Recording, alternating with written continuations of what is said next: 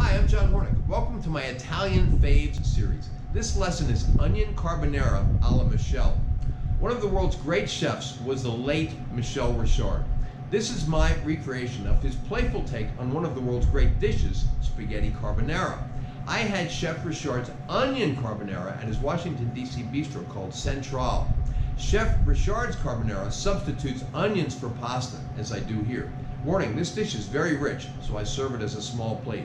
So let's start cooking. All right, now we're going to slice our onions for the onion carbonara. And remember that the onions are kind of serving like they would be pasta if this were pasta carbonara, right? So we want to slice them thinly. First, I peeled the onions already, and I left the root end on, all right? Now we're going to cut it through the root in half, and then there's two ways we can slice them. We can either slice them with the chef's knife and do it very thinly, okay? Like this.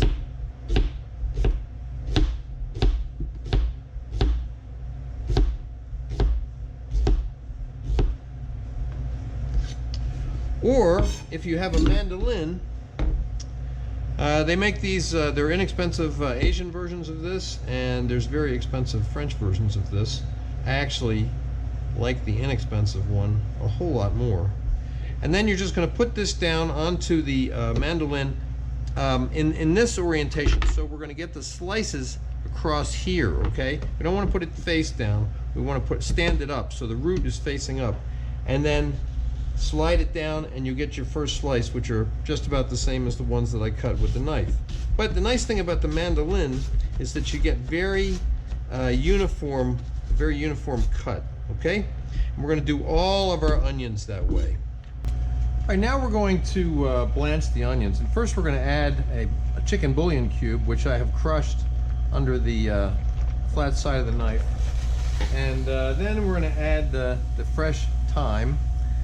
And why are we doing that? That's to add a little flavor to the water, which well, we're going to be blanching the onions in. So maybe add a little bit of flavor and a little bit of aroma to the onions.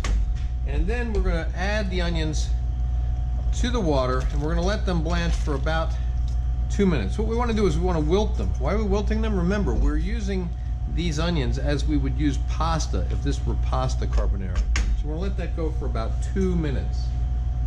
All right, it's been 2 minutes. Let's just remove the onions from the water. Oh, they smell great.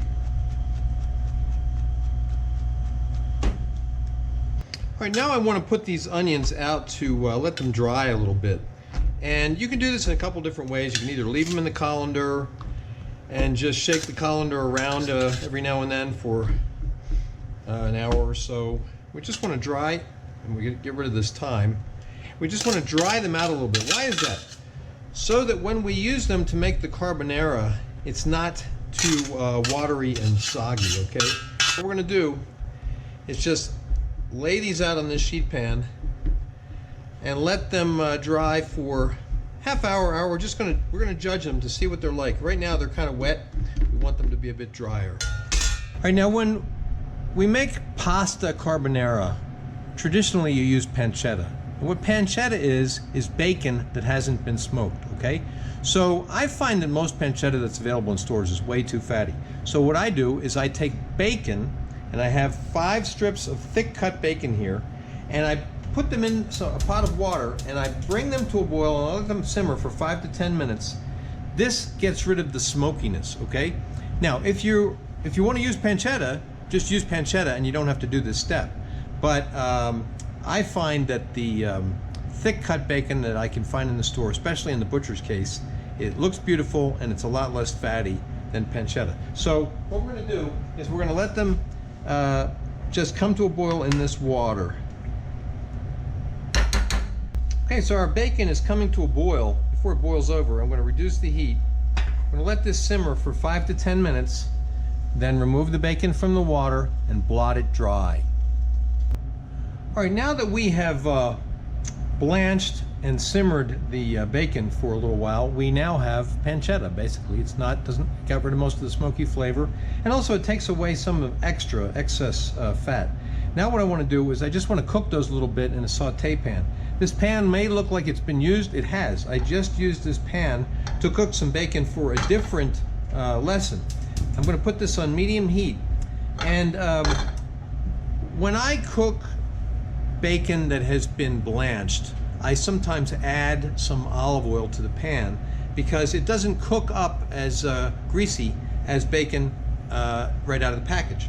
All right, so I drained most of the bacon fat from this pan after I made the bacon for the other lesson, and so but I left some of it in there. If I was using a clean pan, I would add a little bit of olive oil or avocado oil to the pan when I first started cooking the bacon. All right, so we're going to let these pieces, I'm going to try to fit them all in here if I can. We're going to let these pieces cook. We do not want them crispy. We just want them to be a little less flabby than they are. And what does that really mean? We're trying to cook a little bit of that fat to be a little bit less flabby than it is. All right, let's check our bacon slash pancetta that we're going to use in the onion carbonara. And let's look at the other side. Oh, these are looking good. And I think I am happy with this the way it is. Actually, I'm going to let it cook on this side for just a little bit. Just to firm up some of that fat just a little bit. All right, now these look beautiful, okay? They are not, I'd say they're not thoroughly cooked, all right? They've got a little bit of brown on them. They're not crispy. That's what we want. So we're going to take these off the heat and we're going to blot them. All right, here's our bacon slash pancetta for the onion carbonara, which we're going to stack, and then we're going to cut it.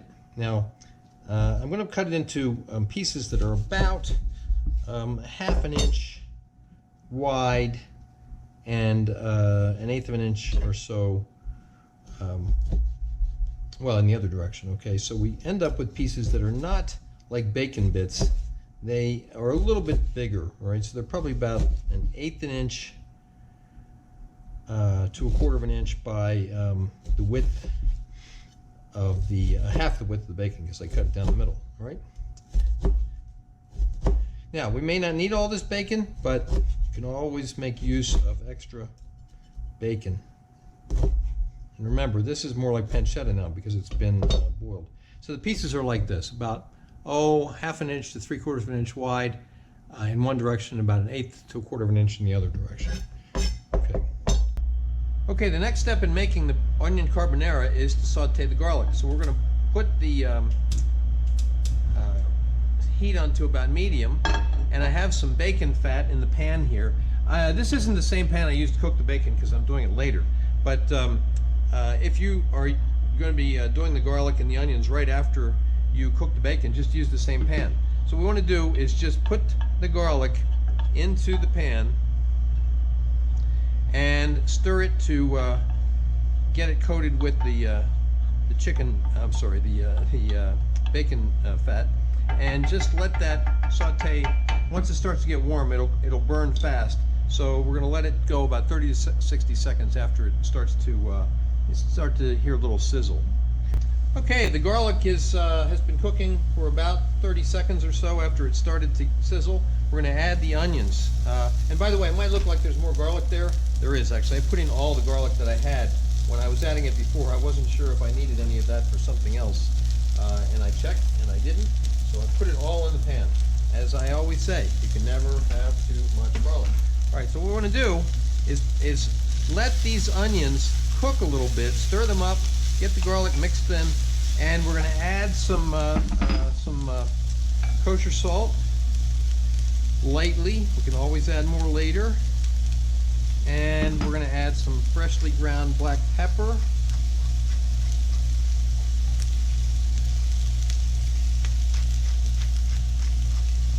And then we're going to mix them up a bit, right? So it's all mixed in. And then we're going to let them cook until we start to get a little color to them, okay? Okay, the onions are looking good. They've been cooking for probably about 5 minutes now. Remember that they were blanched, so they were already kind of par cooked. And then we are now cooking them for about 5 minutes, so they're translucent, they're sweated, all the moisture is sweated out of them. They're kind of noodly, you know, that's what we're going for, kind of like a cooked noodle. All right, now we are ready for the next step. Okay, so our onions are hot, right? So we're going to add the egg with it, but we do not want to scramble the egg, right? So what we want to do is temper a little bit in there, okay? And the egg is going to cool down as we stir it. We don't want to get it to be hot enough to scramble, right? But once we've tempered some in, we can start to add more. We want to add enough to get it kind of very well moistened. We don't want it to be soupy, right? We may not use all of this egg. Now we want to add the bacon or pancetta. Add some more of the egg. Now we're going to add about a third of a cup to a half of a cup of grated Parmesan cheese.